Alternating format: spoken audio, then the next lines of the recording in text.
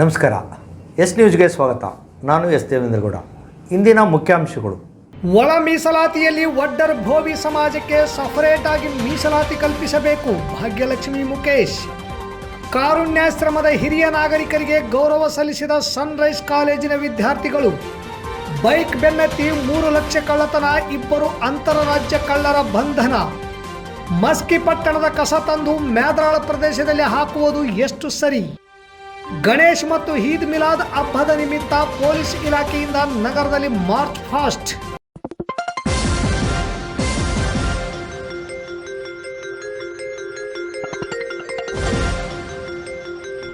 S news, ಇದು ನಿಮ್ಮ ಧ್ವನಿ. ವಾರ್ತೆಗಳ ವಿವರ. ನಾವು ತುಂಬಾ ಹಿಂದುಳಿದ ಜನಾಂಗದವರು ಆಗಿದ್ದೇವೆ. ಒಬ್ಬ ಶಿವರಾಜ್ ತಂಗಡಿ ಶಾಸಕರಾಗಿ ಮಂತ್ರಿಯಾಗಿ ಆಯ್ಕೆಯಾಗಿದ್ದು ಬಿಟ್ಟರೆ ಸಾಮಾನ್ಯ ವರ್ಗದಲ್ಲಿ ಆಯ್ಕೆ ಸಾಧ್ಯತೆ ಇಲ್ಲ. ನಮ್ಮ ಜನ ಕೂಲಿ ನಾಲಿ ಮಾಡಿ ಬದುಕು ಕಟ್ಟಿಕೊಳ್ಳುವವರೇ ಹೆಚ್ಚಾನೆಚ್ಚು. ಅಸ್ಪೃಶ್ಯದ ಬಗ್ಗೆ ತಾಳೆ ನೋಡೋದು ಮುಖ್ಯ. ಎಲ್ಲಿ ಅಸ್ಪೃಶ್ಯವಿದೆ, ಈ ಸಮಾಜದಲ್ಲಿ ತಾರತಮ್ಯ ಏಕೆ? ಎಲ್ಲ ಭಾರತೀಯರಿಗೂ ಅದರಲ್ಲಿ ಕೆಳಸ್ತರದ ಸಮಾಜ ಎನ್ನುವುದು ಬೇಡ, ಅವಕಾಶ ಒದಗಿಸಬೇಕು ಎಂದು ಭಾಗ್ಯಲಕ್ಷ್ಮಿ ಸಮಾಜದ ಮುಖಂಡರಲ್ಲಿ ಮನವಿ ಮಾಡಿದರು.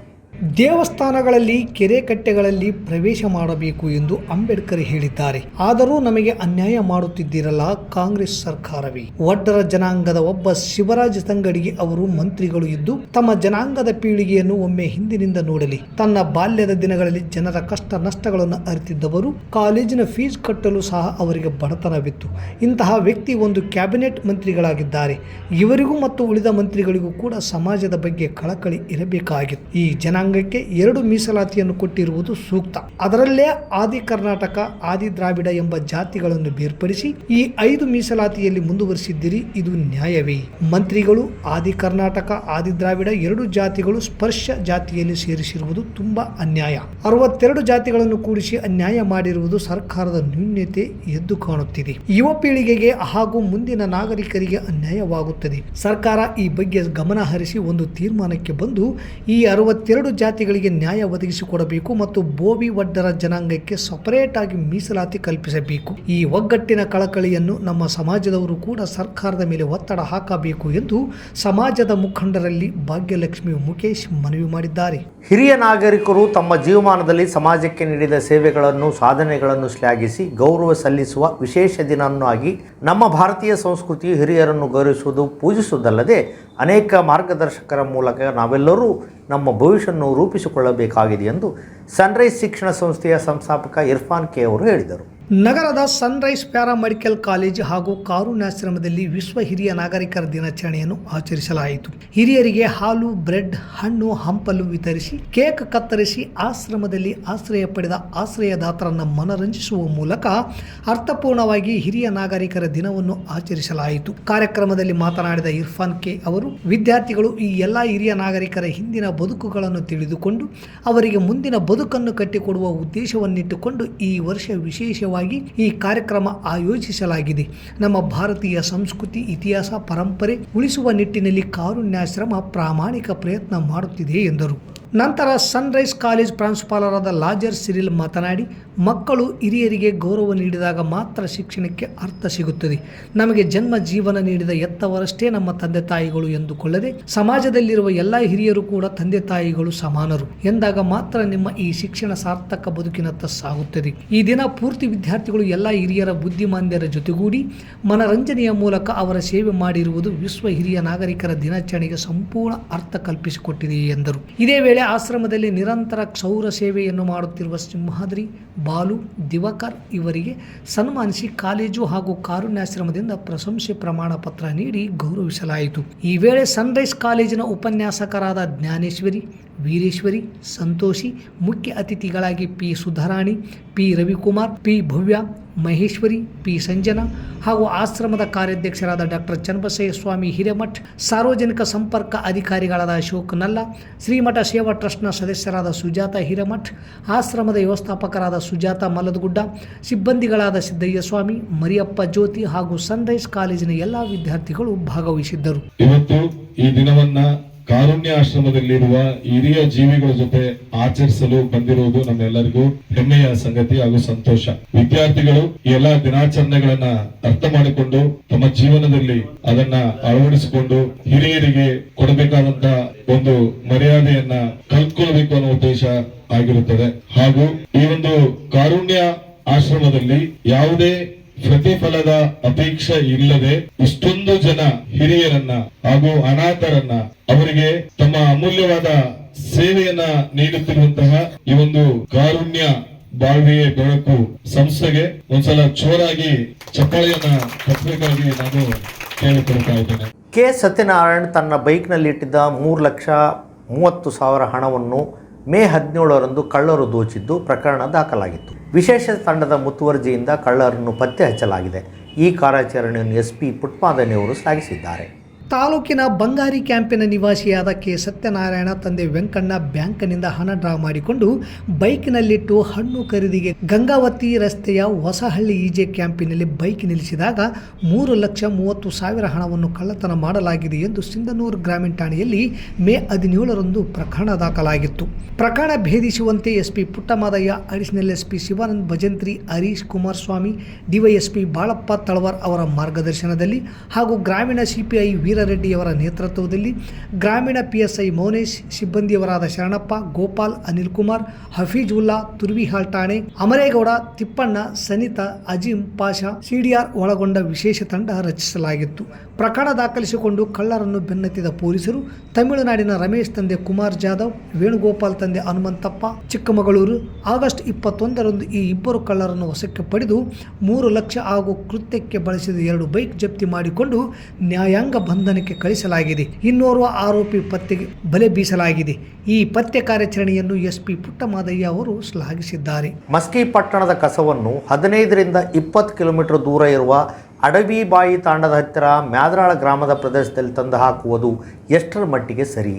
ಕಸ ಹಾಕುವ ಭೂಮಿಯನ್ನು ಸರ್ಕಾರ ಭೂ ರೈತರಿಗೆ ಹಂಚಿಕೆ ಮಾಡಿದ್ದಾಗಿದೆ. ಹಂಚಿಕೆಯಾದ ಭೂಮಿಯನ್ನು ಆ ಬಡವ ಕುಟುಂಬಕ್ಕೆ ಉಳಿಸಲು ಅಪರ ಜಿಲ್ಲಾಧಿಕಾರಿಗಳಿಗೆ ರೈತ ಸಂಘದ ಮುಖಂಡರು ಮನವಿ ಪತ್ರ ಸಲ್ಲಿಸಿದರು. ಸರ್ಕಾರಿ ಗಾಯರಾಣ ಜಮೀನಿನಲ್ಲಿ ವ್ಯವಸಾಯ ಮಾಡಿಕೊಂಡು ಬಂದ ಕಾರಣ ಅವರಿಗೆ ಅಂದಿನ ಸರ್ಕಾರ ಭೂಮಿಯನ್ನು ಪಟ್ಟ ನೀಡಿರುತ್ತದೆ. ಈಗಿನ ಸರ್ಕಾರ ಮತ್ತು ಮಸ್ಕಿ ತಾಲೂಕು ಆಡಳಿತ ಪುರಸಭೆಯ ಮುಖ್ಯಾಧಿಕಾರಿಗಳು ಇವರನ್ನು ಭೂ ರಹಿತರನ್ನಾಗಿ ಮಾಡಲು ಮತ್ತು ಇವರು ಶಾಶ್ವತವಾಗಿ ಪಟ್ಟಣಗಳಲ್ಲಿ ಕಾರ್ಮಿಕರಾಗಿ ದುಡಿಯಲಿ ಎಂಬ ಉದ್ದೇಶದಿಂದ ದುರುದ್ದೇಶದಿಂದ ಇವರನ್ನು ಎದುರಿಸಿ ಜಮೀನನ್ನು ವಶಪಡಿಸಿಕೊಳ್ಳಲು ಮುಂದಾಗಿದ್ದಾರೆ. ಇವರು ತಕರಾರು ಮಾಡಿದ್ದಕ್ಕೆ ನಿಮ್ಮ ಮೇಲೆ ದೂರು ದಾಖಲಿಸುತ್ತೇವೆ ಎಂದು ಧಮಕಿ ಹಾಕುತ್ತಿದ್ದಾರೆ. ಈ ಕಾರಣಕ್ಕಾಗಿ ಅಪಾರ ಜಿಲ್ಲಾಧಿಕಾರಿಗಳಾದ ಶಿವಾನಂದ ಭಜಂತ್ರಿ ಅವರಿಗೆ ಸವಿಸ್ತರವಾಗಿ ಮನದಟ್ಟಾಗುವಂತೆ ವಿಷಯವನ್ನು ತಿಳಿಸಿ ಸಂಬಂಧಪಟ್ಟ ದಾಖಲಾತಿಗಳನ್ನು ಕೊಟ್ಟು ತಕ್ಷಣದಿಂದ ಕಾಮಗಾರಿಯನ್ನು ತಡೆ ಹಿಡಿದು ಹಂಚಿಕೆಯಾದ ಭೂಮಿಯನ್ನು ಆ ಬಡ ಕುಟುಂಬಕ್ಕೆ ಉಳಿಸಲು ಕರ್ನಾಟಕ ರಾಜ್ಯ ರೈತ ಸಂಘ ಹಾಗೂ ಹಸಿರು ಸೇನೆ ವತಿಯಿಂದ ಮನವಿ ಪತ್ರ ಸಲ್ಲಿಸಲಾಯಿತು. ಈ ಸಂದರ್ಭದಲ್ಲಿ ರಾಜ್ಯ ಪ್ರಧಾನ ಕಾರ್ಯದರ್ಶಿಯಾದ ಶರಣಪ್ಪ ಮರಳಿ, ಜಿಲ್ಲಾಧ್ಯಕ್ಷರಾದ ರಾಮಯ್ಯ ಜವಳಗೆರ, ಜಿಲ್ಲಾ ಉಪಾಧ್ಯಕ್ಷರಾದ ರಾಮಬಾಬು ಸಕ್ತಿನಗರ, ಜಿಲ್ಲಾ ಪ್ರಧಾನ ಕಾರ್ಯದರ್ಶಿಯರಾದ ನರಸಪ್ಪ ದೇವಸೂಗೂರ್, ರಾಯಚೂರು ತಾಲೂಕು ಅಧ್ಯಕ್ಷರಾದ ಚನ್ನಪ್ಪ ಹುಣಸಿಯಾಳ ಹುಡ, ಮಸ್ಕಿ ತಾಲೂಕು ಉಪಾಧ್ಯಕ್ಷರಾದ ಬಾಲಪ್ಪ ಮ್ಯಾದ್ರಾಳ್ ಸೇರಿದಂತೆ ವಿವಿಧ ಗ್ರಾಮಗಳ ರೈತ ಮುಖಂಡರು, ರೈತ ಮಹಿಳೆಯರು ಇದ್ದರು. ಡಿವೈಎಸ್ಪಿ BS ತಳವಾರ್ ಅವರ ನೇತೃತ್ವದಲ್ಲಿ ಇಂದು ಮಾರ್ಚ್ ಪಾಸ್ಟ್ ಹಮ್ಮಿಕೊಳ್ಳಲಾಗಿತ್ತು. ನಗರದ ಕನಕದಾಸ ಸರ್ಕಲ್, ಚೆನ್ನಮ್ಮ ಸರ್ಕಲ್, ಹಳೆ ಬಜಾರ್ ಮೂಲಕ ಬಸವೇಶ್ವರ ಸರ್ಕಲ್, ಮಹಾತ್ಮ ಗಾಂಧಿ ಸರ್ಕಲ್ ಮೂಲಕ ವಾಲ್ಮೀಕಿ ವೃತ್ತದ ಮೂಲಕ ಪೊಲೀಸ್ ಸಿಬ್ಬಂದಿಗಳಿಂದ ಮಾರ್ಚ್ ಪಾಸ್ಟ್ ನಡೆಯಿತು. ಪ್ರಮುಖ ಹಬ್ಬಗಳಾದ ಗಣೇಶನ ಹಬ್ಬ ಮತ್ತು ಈದ್ ಮಿಲಾದ್ ಹಬ್ಬಗಳು ಒಟ್ಟಿಗೆ ಬಂದಿರುವುದರಿಂದ ತಾಲೂಕಿನಾದ್ಯಂತ ಶಾಂತಿ ಸಹಬಾಳ್ವೆ ಕಾಪಾಡಿ ನಿಮ್ಮೊಂದಿಗೆ ನಾವಿದ್ದೇವೆ ಎಂದು ಪೊಲೀಸರು ಪಥಸಂಚಲನ ನಡೆಸುವ ಮೂಲಕ ಸಂದೇಶ ಸಾರಿದರು. ಬೆಳಗ್ಗೆ ಗ್ರಾಮೀಣ ಪೊಲೀಸ್ ಠಾಣೆಯಲ್ಲಿ ಡಿವೈಎಸ್ಪಿ BS ತಳವಾರ್ ಸಮ್ಮುಖದಲ್ಲಿ ರೌಡಿ ಶೀಟರ್ ಪರೇಡ್ ನಡೆಸಲಾಯಿತು. ಸರ್ಕಾರದ ನಿಯಮಗಳನ್ನು ಎಲ್ಲರೂ ಪಾಲನೆ ಮಾಡಬೇಕು, ತಪ್ಪಿದರೆ ಕಠಿಣ ಕ್ರಮ ಕೈಗೊಳ್ಳಲಾಗುತ್ತದೆ ಎಂದು ಡಿವೈಎಸ್ಪಿ ಅವರು ಎಚ್ಚರಿಕೆ ನೀಡಿದರು. ಈ ವೇಳೆ PSI ಮೌನೇಶ್ ರಾಠೋಡ್ ಹಾಗೂ ಗ್ರಾಮೀಣ ಪೊಲೀಸ್ ಠಾಣೆಯ ಪೊಲೀಸರು ಸಿಬ್ಬಂದಿಗಳು ಇದ್ದರು. ಮತ್ತೊಮ್ಮೆ ಮುಖ್ಯಾಂಶಗಳು. ಒಳ ಮೀಸಲಾತಿಯಲ್ಲಿ ಒಡ್ಡರ್ ಭೋವಿ ಸಮಾಜಕ್ಕೆ ಸಪರೇಟ್ ಆಗಿ ಮೀಸಲಾತಿ ಕಲ್ಪಿಸಬೇಕು, ಭಾಗ್ಯಲಕ್ಷ್ಮಿ ಮುಖೇಶ್. ಕಾರುಣ್ಯಾಶ್ರಮದ ಹಿರಿಯ ನಾಗರಿಕರಿಗೆ ಗೌರವ ಸಲ್ಲಿಸಿದ ಸನ್ರೈಸ್ ಕಾಲೇಜಿನ ವಿದ್ಯಾರ್ಥಿಗಳು. ಬೈಕ್ ಬೆನ್ನತ್ತಿ 3 ಲಕ್ಷ ಕಳ್ಳತನ, 2 ಅಂತರರಾಜ್ಯ ಕಳ್ಳರ ಬಂಧನ. ಮಸ್ಕಿ ಪಟ್ಟಣದ ಕಸ ತಂದು ಮ್ಯಾದ್ರಾಳ ಪ್ರದೇಶದಲ್ಲಿ ಹಾಕುವುದು ಎಷ್ಟು ಸರಿ? ಗಣೇಶ್ ಮತ್ತು ಈದ್ ಮಿಲಾದ್ ಹಬ್ಬದ ನಿಮಿತ್ತ ಪೊಲೀಸ್ ಇಲಾಖೆಯಿಂದ ನಗರದಲ್ಲಿ ಮಾರ್ಚ್ ಫಾಸ್ಟ್. ಇಲ್ಲಿಗೆ ವಾರ್ತಾ ಪ್ರಸಾರ ಮುಕ್ತಾಯವಾಯಿತು. ನಿರಂತರ ಸುದ್ದಿಗಾಗಿ ವೀಕ್ಷಿಸಿ ಎಸ್ ನ್ಯೂಸ್. ಇದು ನಿಮ್ಮ ಧ್ವನಿ. ನಮಸ್ಕಾರ. ಕನ್ನಡ ನಾಡಿನ ಇತಿಹಾಸದಲ್ಲಿ ಹೊಯ್ಸಳರು ಶಿಲ್ಪಕಲೆಗೆ ವಿಶಿಷ್ಟ ಕೊಡುಗೆ ನೀಡಿದ್ದಾರೆ. ವಿಷ್ಣುವರ್ಧನ ಅರಸನ ಕಾಲದಲ್ಲಿ ಶಿಲ್ಪಕಲೆಯು ಉತ್ತುಂಗದ ಶಿಖರದಲ್ಲಿತ್ತು. ಆ ಕಾಲಘಟ್ಟದಲ್ಲಿ ಕಲ್ಲಿನಲ್ಲಿ ಕಸೂತಿ ಮಾಡಿ ಕಲ್ಲು ಕರಗಿಸಿ ಹೂ ಮಾಡಿದ ವ್ಯಕ್ತಿ ಶೃಂಗೇರಿ, ಬೇಲೂರು, ಹಳೆಬೀಡು, ಹಂಪಿ, ಐಹೊಳೆ, ಪಟ್ಟದಕಲ್ಲು ಸೇರಿ ಇನ್ನು ಮುಂತಾದ ಪವಿತ್ರವಾದ ಯಾತ್ರಾ ಸ್ಥಳಗಳ ಶಿಲೆಯಲ್ಲಿ ಜೀವಂತ ಕಲೆ ಕಂಡವರೆಂದರೆ ಅಮರ ಶಿಲ್ಪಿ ಜಕಣಾಚಾರಿ. ಅವರ ಸ್ಫೂರ್ತಿಯಿಂದಲೇ ರಾಯಚೂರು ಜಿಲ್ಲೆಯ ಮಸ್ಕಿ ತಾಲೂಕಿನ ಅಂಕುಸದೊಡ್ಡಿ ಗ್ರಾಮದ ಲಕ್ಷ್ಮಣ್ ಈಚನಾಳ್ ಅವರು ವಿಶ್ವ ಮಾನವರಾದ ಜಗಜ್ಯೋತಿ ಬಸವಣ್ಣ, ಸಂವಿಧಾನ ಕರ್ತೃ ಅಂಬೇಡ್ಕರ್, ಸಮಾನತೆಯ ಹರಿಕಾರ ಬಾಬು ಜಗಜ್ಜೀವನ್ ರಾಮ್, ಕ್ರಾಂತಿವೀರ ಸಂಗೊಳ್ಳಿ ರಾಯಣ್ಣ, ಕಿತ್ತೂರು ಚೆನ್ನಮ್ಮ, ಛತ್ರಪತಿ ಶಿವಾಜಿ, ಕನಕದಾಸ, ವಾಲ್ಮೀಕಿ, ಮಹಾತ್ಮ ಗಾಂಧಿ, ಗೌತಮ ಬುದ್ಧ ಹಾಗೂ ಪುನೀತ್ ರಾಜ್ಕುಮಾರ್ ಹೀಗೆ ಒಂದೇ ಎರಡೇ ನೂರಾರು ಕಲಾಕೃತಿಗಳ ಮೂರ್ತಿಗಳನ್ನು ಅತ್ಯುನ್ನತವಾಗಿ ಕಂಚು, ಪಂಚಲೋಹ, ಪಿಒಪಿ, ಸಿಮೆಂಟ್, ಫೈಬರ್ ಹಾಗೂ ಮಣ್ಣಿನಿಂದ ತಯಾರಿಸುವಲ್ಲಿ ಪ್ರಮುಖ ಪಾತ್ರ ವಹಿಸಿದ್ದಾರೆ. ಇವರು ಇದಕ್ಕೂ ಮುಂಚೆ ಬೆಂಗಳೂರು, ಚೆನ್ನೈ, ಕೇರಳ, ತಮಿಳುನಾಡು, ಮಹಾರಾಷ್ಟ್ರಗಳಲ್ಲಿ ಮಹಾತ್ಮರ ಅನೇಕ ಮೂರ್ತಿಗಳನ್ನು ಮಾಡಿ ಅಲ್ಲಿನ ಜನರ ಶ್ಲಾಘನೆಗೆ ಪಾತ್ರರಾಗಿದ್ದಾರೆ.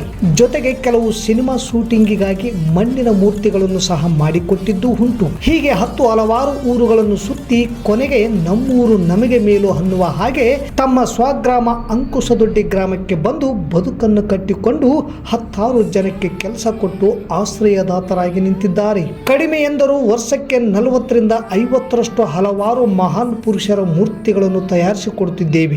ಬೆಂಗಳೂರು, ಹಾಸನ್, ಮಂಗಳೂರು, ಕೋಲಾರ, ಚಿತ್ರದುರ್ಗ, ತುಮಕೂರು, ಪಿರಿಯಾಪಟ್ಟಣ, ದಾವಣಗೆರೆ, ಕಲಬುರಗಿ, ಬೀದರ್, ರಾಯಚೂರು ಸೇರಿದಂತೆ ರಾಜ್ಯ ಮತ್ತು ದೇಶದಾದ್ಯಂತ ಅನೇಕ ರಾಜ್ಯಗಳಿಗೆ ಇಲ್ಲಿ ತಯಾರಿಸುವ ಮಹಾನ್ ವ್ಯಕ್ತಿಗಳ ಮೂರ್ತಿಗಳನ್ನು ಕೊಂಡೊಯ್ಯುತ್ತಿದ್ದಾರೆ. ಅಷ್ಟು ಬೇಡಿಕೆ ಇದೆ. ಕಾರಣ ಕೆಲಸದಲ್ಲಿ ನೈಪುಣ್ಯತೆ, ಜಾಗರೂಕತೆ, ಸಮಯ ಪರಿಪಾಲನೆ, ಹೇಳಿದ ಹಾಗೆ ಕಲಾಕೃತಿಗಳನ್ನು ರಚಿಸುವುದು ಕುರಿತಾಗಿ ಮುಂತಾದ ಬೇಡಿಕೆಗೆ ಸ್ಪಂದಿಸಿ ಕಾರ್ಯಗತಗೊಳಿಸುವುದಕ್ಕೆ ನಾವು ಸದಾ ಮುಂದು ಅನ್ನುತ್ತಾರೆ ಅಂಕುಸದೊಡ್ಡಿಯ ಕಲಾಕಾರ ಲಕ್ಷ್ಮಣ್ ಈಚನಾಳ್. ಉತ್ತಮ ಮೂರ್ತಿಗಳಿಗಾಗಿ ಒಮ್ಮೆ ಭೇಟಿ ಕೊಡಿ ರಾಯಚೂರು ಜಿಲ್ಲೆಯ ಮಸ್ಕಿ ತಾಲೂಕಿನ ಅಂಕುಸದೊಡ್ಡಿ ಗ್ರಾಮದ ಕಾರ್ತಿಕರಾಯ ಹಾರ್ಟ್ಸ್ಗೆ. ದೂರವಾಣಿ ಸಂಖ್ಯೆ 8088388202.